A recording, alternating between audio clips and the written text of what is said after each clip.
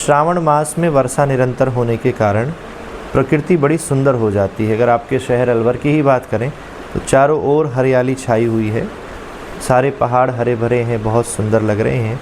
तो इस मास में अगर भगवान शिव की आराधना की जाए, क्योंकि उनका सबसे प्रिय मास है, तो भगवान शिव अति शीघ्र प्रसन्न होकर भक्त की सारी मनोकामनाएं पूर्ण करते हैं। जलाभिषेक होता है, दुग्धाभिषेक होता है, तो किस तरह पूजा का महत्व है? जब भगवान शिव ने हलाहल का विष का पान किया था तो शरीर से बहुत ज़्यादा अग्नि निकलने लगी थी। उस स्थिति में कुछ भक्तों ने भगवान शिव का जलाभिषेक किया तो भगवान को बड़ी शीतलता प्राप्त हुई।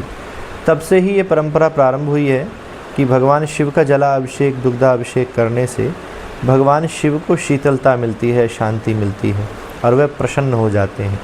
और जब शिव प्रसन्न हो जाते हैं तो फिर कोई भी ऐसी हमारी मनोकामना नहीं है जो शिव जी की कृपा से पूर्ण नहीं हो सकती।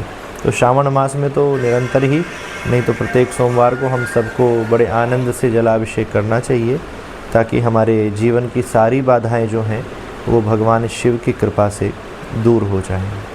आप देश भर में जाते हैं, धर्म जागरण कर रहे हैं, लेकिन इस युग में जिस तरह की घटनाएं होती हैं उस हिसाब से क्या लगता है आपको, धर्म का महत्व बढ़ रहा है, घट रहा है क्या? बिल्कुल बढ़ रहा है। कोविड से पहले देखें और अब देखें, जितने भी हमारे धाम हैं, तीर्थ स्थान हैं, वहाँ पर भक्तों की संख्या बहुत ज़्यादा बढ़ी है और विशेषकर युवाओं की संख्या बढ़ी है।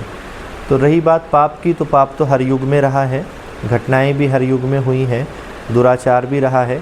लेकिन जितना धर्म कर्म पूजा पाठ कथाएँ हो रही हैं, अगर यह भी नहीं होती तो एक छोटा सा उदाहरण कि सारी नदियों का जल स्वादिष्ट होता है, मीठा होता है, और वो जाकर समुद्र में मिलती हैं और समुद्र का जल जो है वो खारा होता है। तो जब उनको समुद्र में मिलकर खारा होना है तो वो मिलती ही क्यों है? तो किसी संत ने बहुत सुंदर उत्तर दिया कि अगर ये सारी नदियाँ समुद्र में जाकर ना मिले ना, तो वो खारा जल भी ना मिले, वो सूख करके नमक हो जाए। वही स्थिति संसार की है। ये धर्म कर्म अगर ना हो तो जीते जी ये संसार नर्क के समान हो जाए। अभी तो बहुत अच्छी चीज़ें भी देखने को हैं, जैसी दृष्टि वैसी सृष्टि। इसलिए धर्म के आधार पर ही हमारा सब कुछ बचा हुआ है और हम सबको धर्म के अधीन रहना चाहिए। विशेषकर युवाओं को धर्म के प्रति प्रेम करना चाहिए, अग्रसर रखना चाहिए और कोई भी आचरण ऐसा नहीं करना चाहिए जो धर्म विरुद्ध हो। आप बता रहे हैं कि धर्म का प्रचार हो रहा है, धर्म बढ़ रहा है, लेकिन उसके साथ साथ डिप्रेशन, तनाव भी आम आदमी में आता जा रहा है। तो धर्म कितना कारगर है इसको दूर करने के लिए? भगवान की लीलाओं का चिंतन और श्रवण व्यक्ति निरंतर करता रहे तो डिप्रेशन उसके पास भी नहीं आ सकता। आजकल ये बुखार जैसी बीमारी हो गई है, जैसे बुखार जल्दी होता था, ऐसे एंजाइटी और डिप्रेशन के शिकार लोग हो रहे हैं। और उसका मूल कारण है काम का बहुत ज़्यादा प्रेशर ले लेना, चिंताओं का बहुत ज़्यादा प्रेशर ले लेना, और सबसे ज़्यादा है अकेलापन। बहुत ज़्यादा लोगों के साथ भी हम बैठे हैं और अपने हृदय की बात किसी से नहीं कह पाते, तो ये भी एक डिप्रेशन का कारण है। तो कुछ ना कुछ संबंध हमारे मित्र ऐसे होने चाहिए, चाहे वो हमारा पुत्र ही हो, पत्नी ही हो, उसके अलावा भी एक मित्रवत संबंध हो या कोई दोस्त हो, जिससे हम बिना विचारे कोई भी हृदय की बात रख सकें। ये ना सोचें कि ये क्या सोचेगा ऐसा करने के बाद। और भगवान की कथा सुनते रहेंगे निरंतर, तो उससे हमारी विवेक की जागृति होती है कि कब हमें क्या करना है, क्या सही है, क्या गलत है। तो बहुत सहायक है धर्म हमें डिप्रेशन में जाने से रोकने के लिए। और जो लोग चले भी गए हैं, हमने बहुत से लोग देखे जिन्होंने कथाओं को सुनकर अपने जीवन को परिवर्तित किया है। तो निरंतर भगवान की पूजा, आराधना, कथा श्रवण, लीलाओं का चिंतन करते रहें तो काफ़ी हद तक डिप्रेशन से बचा जा सकता है, एक व्यक्ति मोटिवेट रहता है। महाराज, आप कितने साल से कथावाचक कर रहे हैं? मैं तो 8-10 साल की आयु से ही कर रहा हूँ। मैं एक संत का ही पुत्र हूँ। अलवर में भी बहुत कथाएँ हुई हैं। परम श्रद्धेय ब्रह्मलीन संत श्री शिवानंद साधक जी महाराज। तो मेरा तो जन्म ही एक ऐसी फैमिली में हुआ है कि बचपन में खेलते खेलते भी हमने श्लोक ही सुने हैं, चौपाइयाँ ही सुनी हैं पूज माताजी पिताजी के द्वारा। और भारत से बाहर भी, अभी मैं सिंगापुर कथा करके आया हूँ।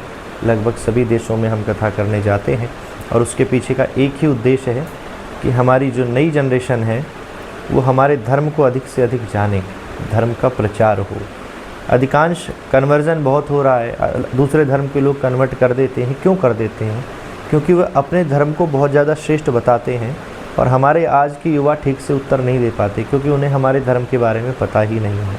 तो इसलिए हमारा ये प्रयास रहता है कथाओं के माध्यम से जन जन में जाकर आपका जन्म कहाँ कि मेरा जन्म वृंदावन की पावन धरा पर हुआ था, श्री ठाकुर जी की पावन नगरी, वहीं पर हमारा आश्रम है और मैं वहीं पर रहता भी हूँ। एजुकेशन? एजुकेशन मैंने श्रीमद् भागवत से PhD करी हुई है, डॉक्टर शिवम साधक मेरा नाम है, और बाकी भी अध्ययन हमारा वृंदावन से ही हुआ है, पूज्य गुरुदेव की सन्निधि में। कितने साल हो गए आज तक आपको कथा? साल की बात करें तो तकरीबन 20 साल के करीब तो हो ही गए हैं निरंतर कार्यक्रम करते हुए। और आपने श्रावण मास का महत्व बताया, अलग अलग तरीके से भगवान भोलेनाथ को पसंद किया जाता है, तो श्रेष्ठ तरीका कौन सा जिससे भगवान भोलेनाथ को पसंद किया जा सकता? प्रभाव से ज़्यादा भाव प्रगाढ़ हो। वस्तुएं तो व्यक्ति बहुत अर्पण करता है, लेकिन सबसे कीमती वस्तु है हमारा हृदय, वो हम भगवान के श्री चरणों में अर्पित नहीं कर पाते।